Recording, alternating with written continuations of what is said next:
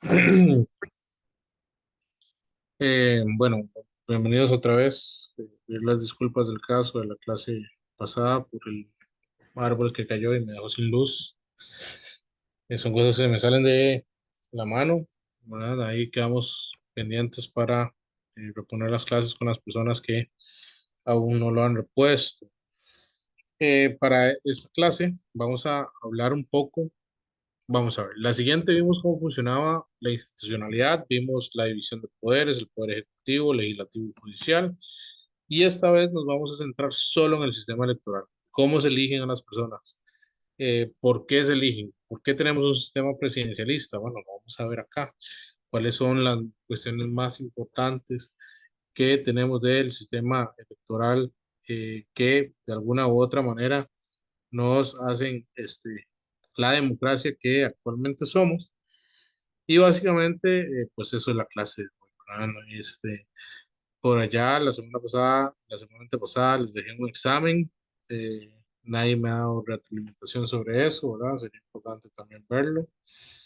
También podríamos verlo. Sí, la social la grabé, ahora la subo.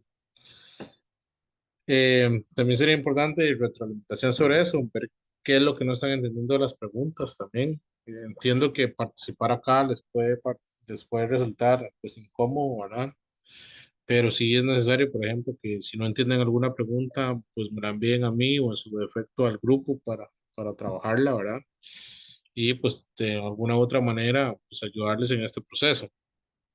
Como les dije, para hoy vamos a hablar sobre el sistema electoral de Costa Rica, cuáles son sus principales características, fue el Tribunal Supremo de Elecciones, etcétera, etcétera. Eh, Costa Rica es una democracia presidencialista, es decir, su máxima expresión está en el voto, el sufragio, ¿verdad? En el cual, pues, a lo largo de los años se ha venido a diferencia de otras cuestiones y otras naciones, ¿verdad? Tenemos una cultura democrática, no es por nada que somos la democracia más sólida, ¿verdad? Desde 1948 no hay, ¿verdad? Un golpe de Estado, no hay una cuestión en la cual se tenga que quitar o un movimiento civil tenga que hacer abdicar a un presidente. Básicamente, la cultura electoral indica que debe estar en todos los espacios, que las personas activamente tienen que tomar decisiones porque somos una colectividad y todo lo que hagamos dentro de esta colectividad nos afecta, ya sea para bien o para mal, ¿sí?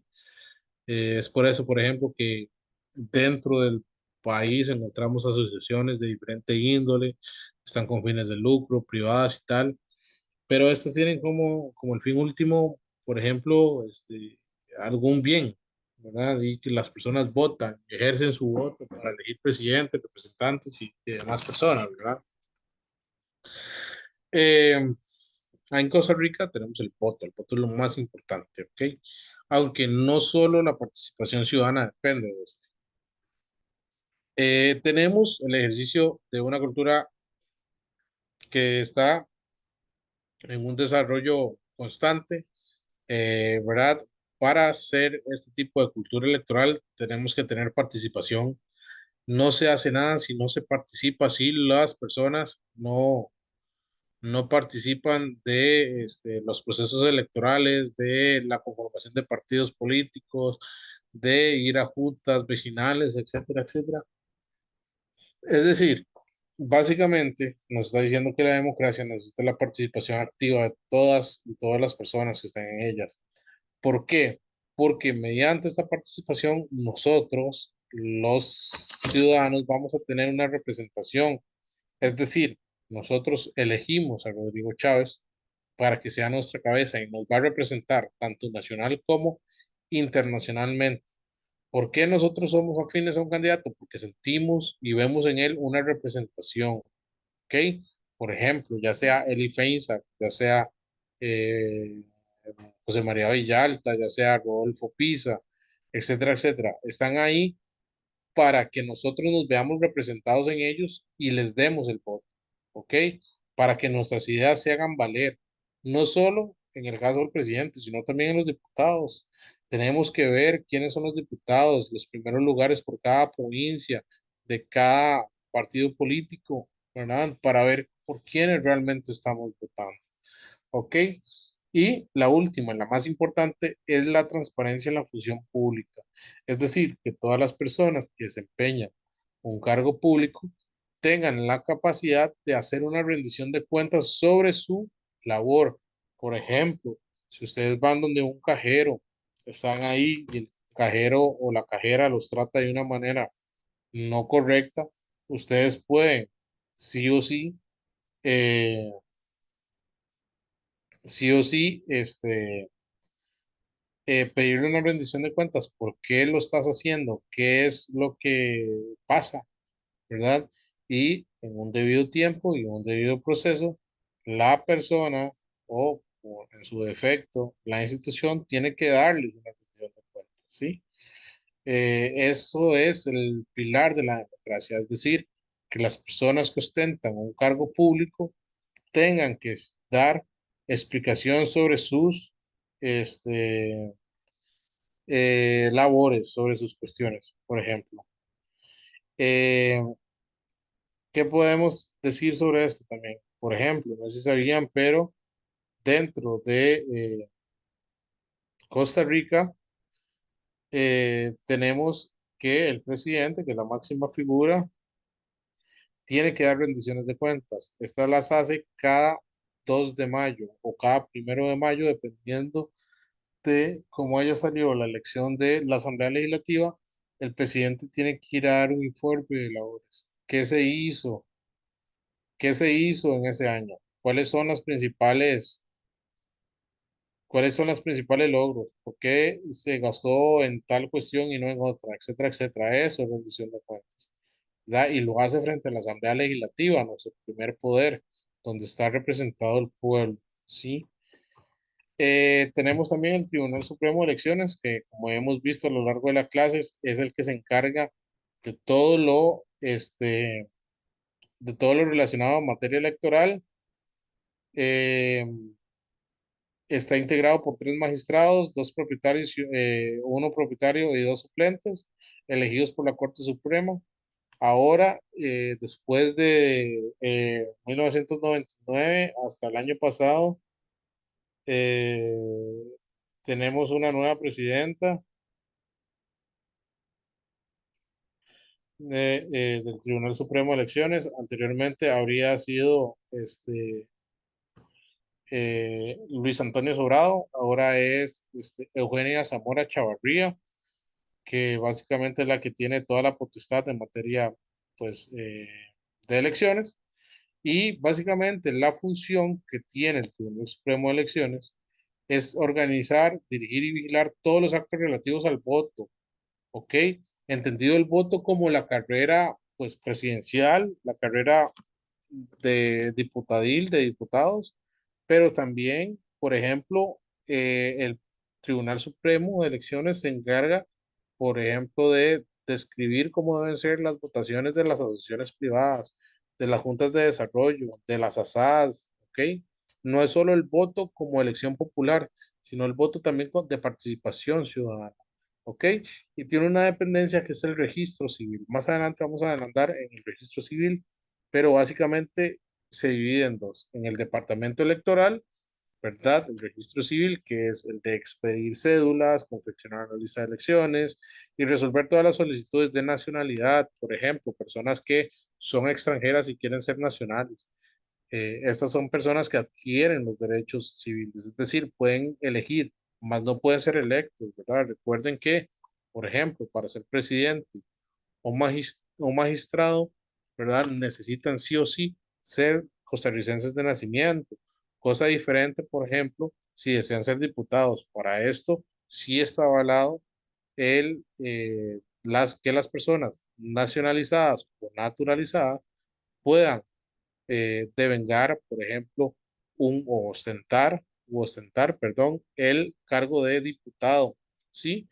Eh, y luego tenemos el departamento civil que se encarga de nacimientos, el conteo de nacimientos día por día, de defunciones, es decir, la cantidad de muertes, también reconocer los hijos, quién es padre de quién, quién es madre de quién, ¿verdad? Para llevar una cuestión sumamente interesante sobre eso, ¿verdad?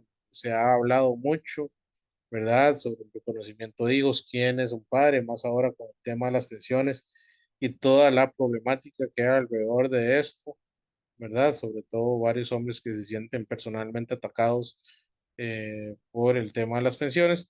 Y bueno, también llevar reconocimiento de matrimonios y divorcios, ¿verdad? Todos los días la gente se casa y todos los días la gente se divorcia. Es decir, tenemos una, en este sentido, tenemos una sociedad muy dinámica, la cual, por ejemplo, el Estado tiene que estar presente y sobre todo para cuestiones electorales.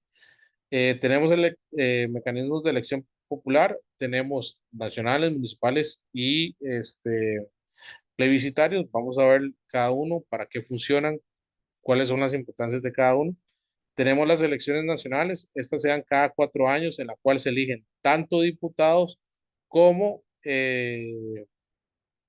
presidente, ¿verdad? Se gana el que alcanza en la mayoría de votos, que es el 40% de los votos emitidos, ¿verdad? En los últimos años, lamentablemente, para efectos de primera ronda, no se ha alcanzado pues esta mayoría es, expresada ahí, ¿ok? Y si no se logra este 40%, hay una segunda ronda que ha sido la tónica de las últimas elecciones.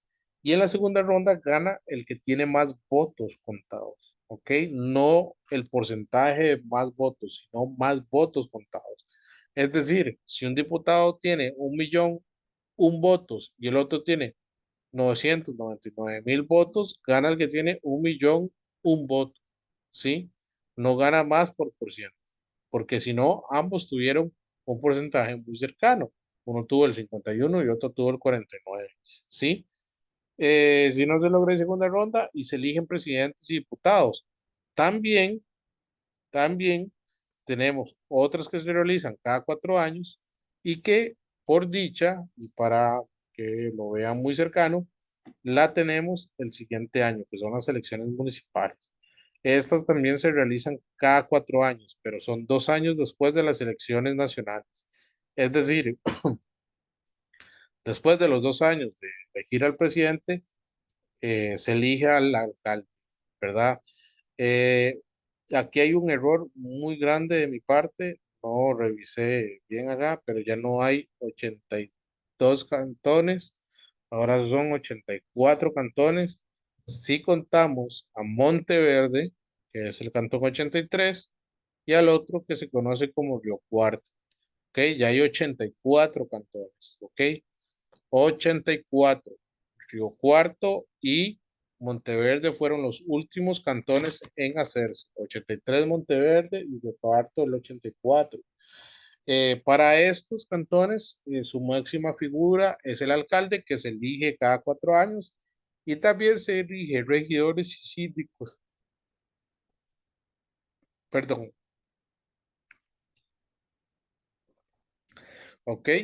Que van a tener a su cargo una cuestión que se llama las sesiones municipales, donde se van a discutir proyectos y cuestiones relevantes y referentes eh, a las cuestiones que tienen que ver con el municipio, recolección de basura, programas de atención de la persona joven, etcétera, etcétera. Eh, También, por ejemplo, tenemos el plebiscito, que es una votación llevada a cabo por el electorado de una nación o de una región o una localidad para pronunciarse sobre un asunto específico. Por ejemplo,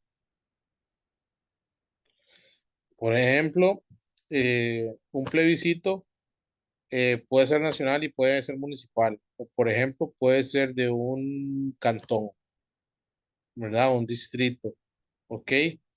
Por ejemplo, puede ser sobre la recolección de basura. Puede ser para zafarse de una municipalidad, o puede ser, por ejemplo, un plebiscito que quizás es el que tenga más cerca y más a la mano, el plebiscito que hubo en Cataluña para independizarse de España, por ejemplo. ¿Ok? Hay varios tipos de plebiscito, hay varios tipos de mecanismos de elección electoral. Por ejemplo, ahora vamos a ver otros. Tenemos el referéndum, las audiencias públicas y los cabildos. Cada uno es diferente. El referéndum es una consulta ciudadana.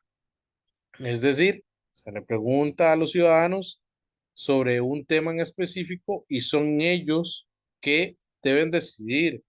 Y esto tiene carácter de ley, que es la diferencia entre un plebiscito y un referéndum. Que el referéndum tiene características de ley. Por ejemplo, en el país hemos tenido un referéndum, que fue el del 2007, en el cual se eligió si se aceptaba o no el Tratado de Libre Comercio con Estados Unidos. ¿Ok? Y básicamente esto tiene características de ley. Aprobar o derogar leyes, es decir, no pasarlas, tienen una cuestión y tienen un peso de ley, ¿sí? Estamos hablando de leyes. Por ejemplo, imaginémonos en un caso muy, muy extremo que estas jornadas de 12 horas, ¿ok? ¿Qué pasa?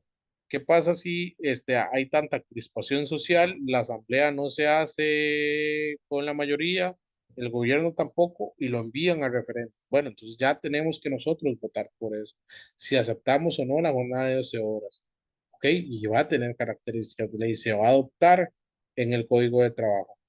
Y, por ejemplo, también se pueden ver otras cuestiones, los tratados internacionales, como vamos a hablar del TLC.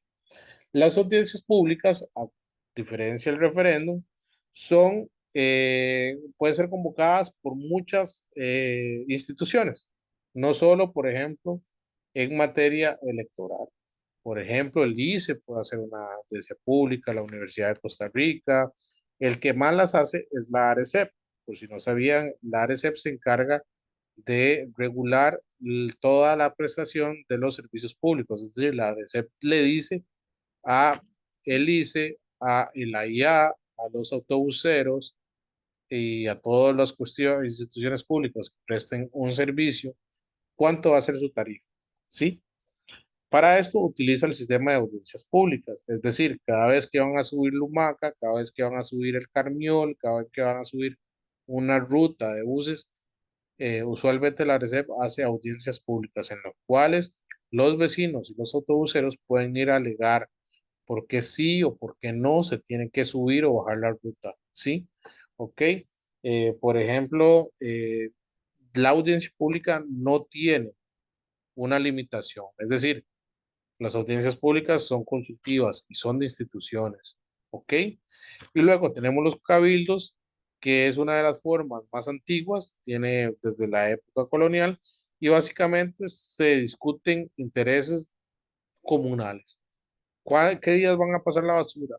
Tenemos un sistema de recolección eficiente, etcétera, etcétera, y se discute, se habla, se llegan a acuerdos, mas no necesariamente tienen que tener peso de ley o, por ejemplo, sean de una institución pública, sino más bien son de una municipalidad. ¿Ok? Para participar en eh, las elecciones, denme un momento.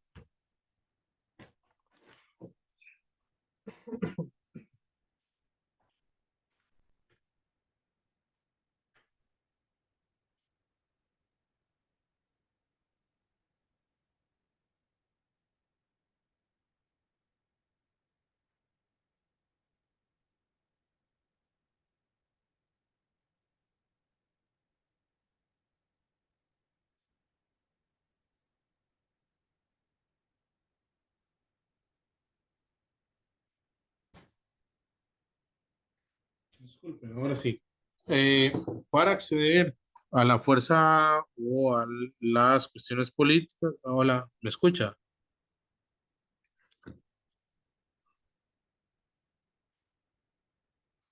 Sí, ok.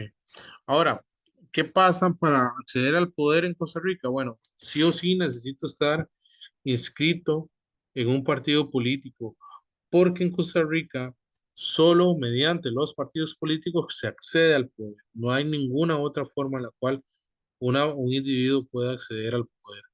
¿Ok? Los partidos políticos son grupos de individuos organizados que buscan acceder al poder, al gobierno, ¿ok? Ya sea a ser diputados o a ser presidentes, ¿verdad? Que van a ostentar este grado y este poder, ¿ok? Se pueden dividir en tres tipos de partidos, ¿verdad? Están los tradicionales, están los minoritarios y emergentes. Los tradicionales básicamente son aquellos partidos que tienen una larga tradición, que han pertenecido más de 30, 20 años, ¿verdad? Como la Unidad Social Cristiana, como el PLN, ¿verdad? Que, bueno, pues son producto de aquella cuestión llamada bipartidismo.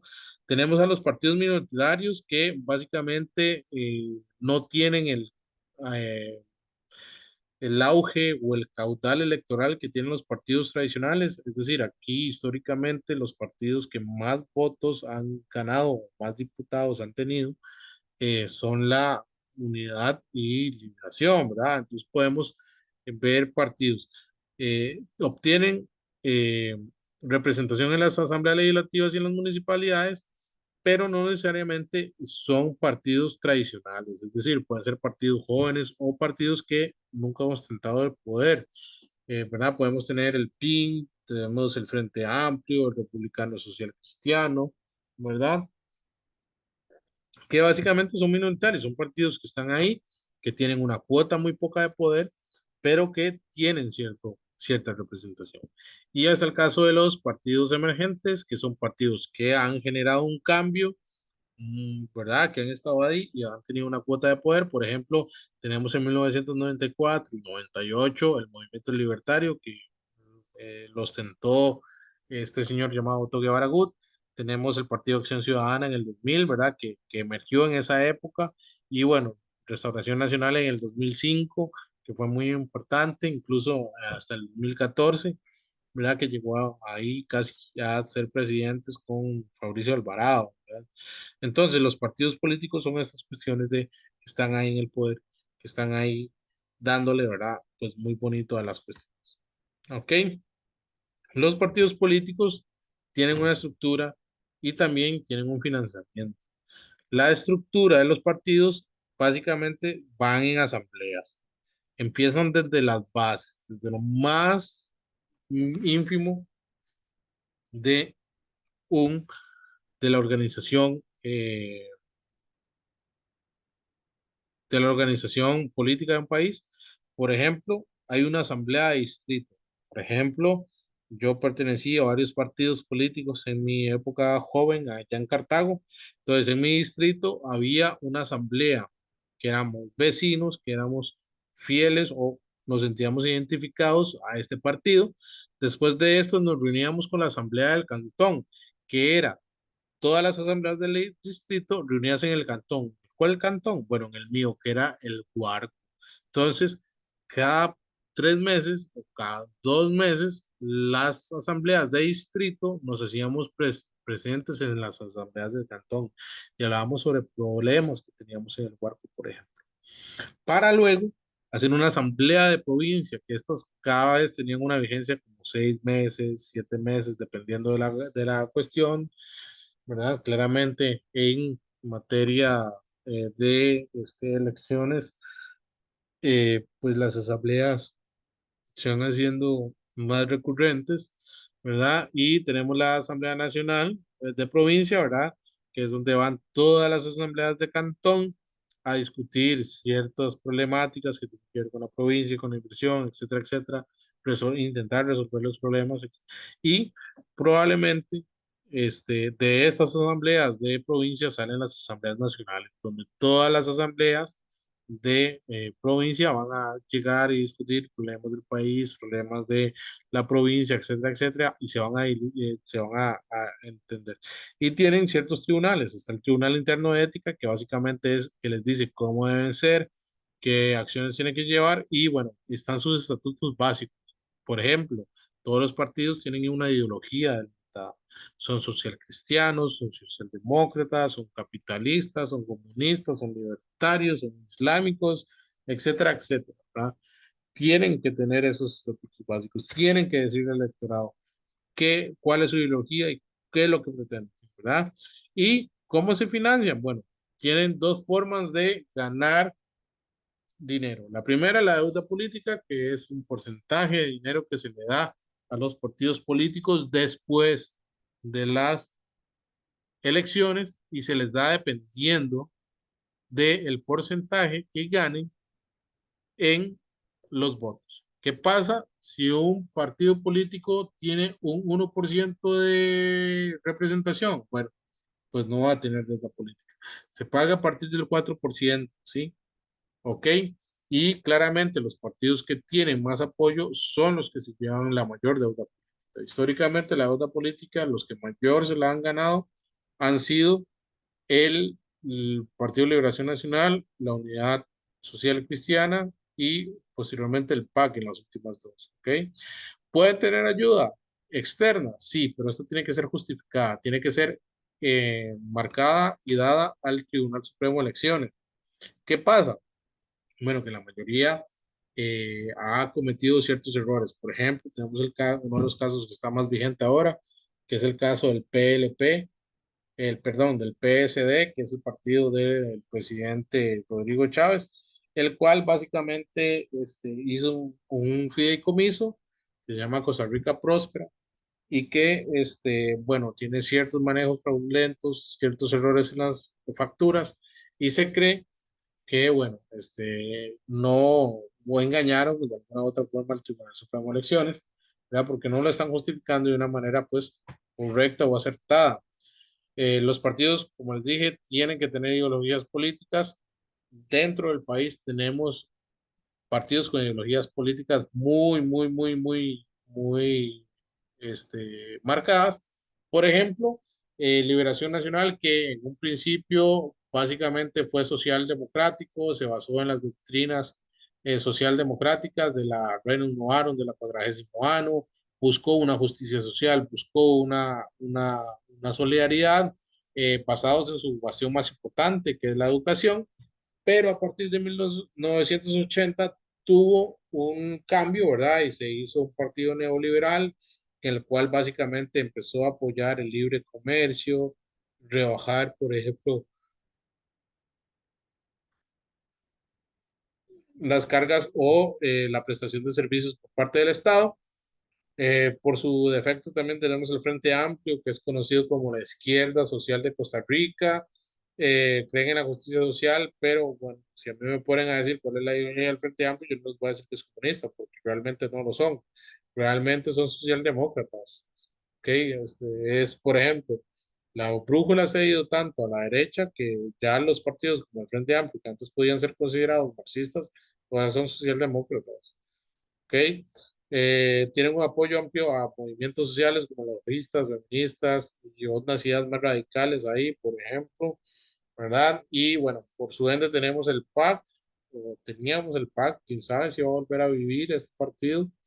Ahora van a participar en las municipales, habrá que ver cuánto voto tiene después de el pésimo gobierno que hizo Carlos Alvarado, tan pésimo que ni un solo diputado pudieron llevar, ¿verdad? Así que esto nos habla un poco del descontento que están viviendo las personas.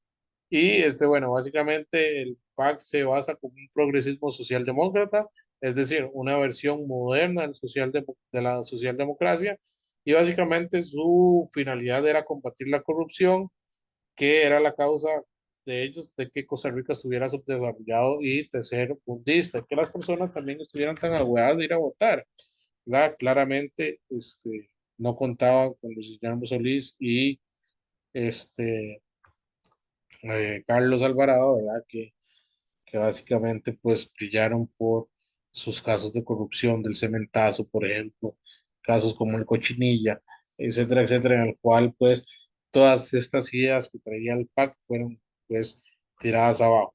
Tenemos a la Unidad Social Cristiana, como lo dice su nombre, se basa en la doctrina social de la Iglesia Católica, en el social cristianismo y en las encíclicas papales.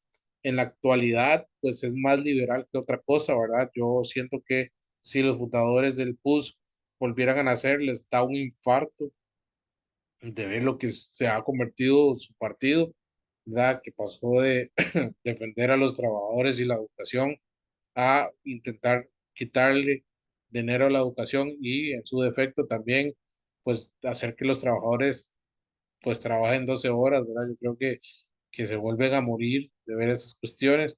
Tenemos a Partido Renovación Nacional, que es un cristianismo social, se basan en las ideas católicas o cristianas, ¿verdad? A la ética cristiana evangélica como plataforma ética, ¿verdad? Hay que ver, por ejemplo, si alguna vez llegan al poder, instauran, por ejemplo, un Estado católico, ¿verdad? Que ya no sea un Estado islámico, solo el que veamos, sino que también sea un Estado cristiano, el cual se base en la Biblia y en sus preceptos para, por ejemplo, en ver las cuestiones sociales.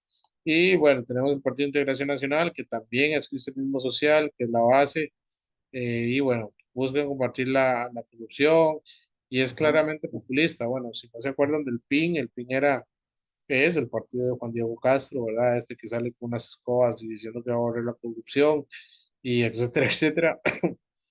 Eh, ¿Y por qué son importantes los partidos democráticos? Bueno, que básicamente nos podemos ver representados en ellos.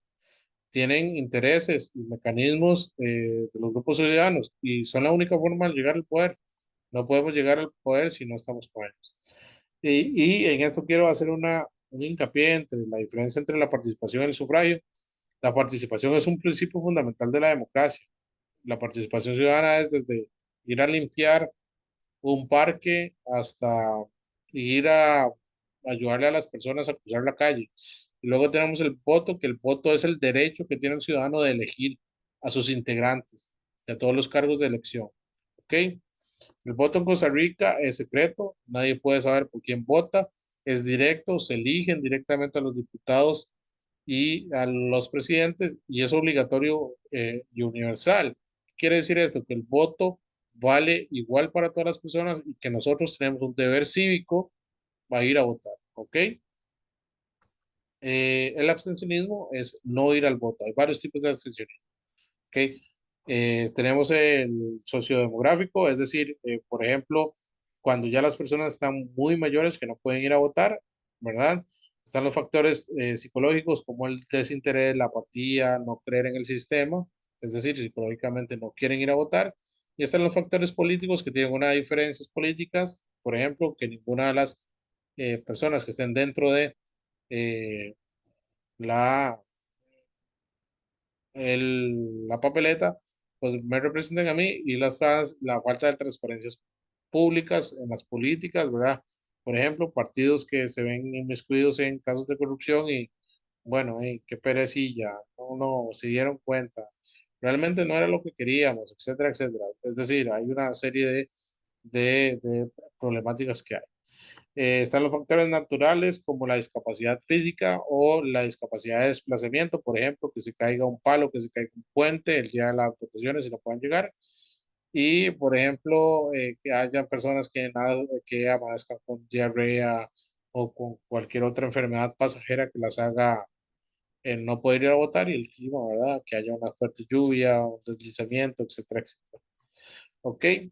¿Cómo combatir el abstencionismo? Bueno, desde la sociedad civil, desde todas las personas con con programas de problemas y soluciones, que veamos cuáles son las principales problemáticas de la ciudad, del gobierno, y podemos hacerlo. Desde el gobierno, pues abrir más la participación y la rendición de cuentas, es decir, que las personas puedan decir cuáles son sus cosas, ¿verdad? Y desde el Tribunal Supremo, ¿verdad? Hacer campañas más importantes sobre el voto y por qué es importante, ¿ok? Desde la educación, desde nuestra trinchera, ¿verdad?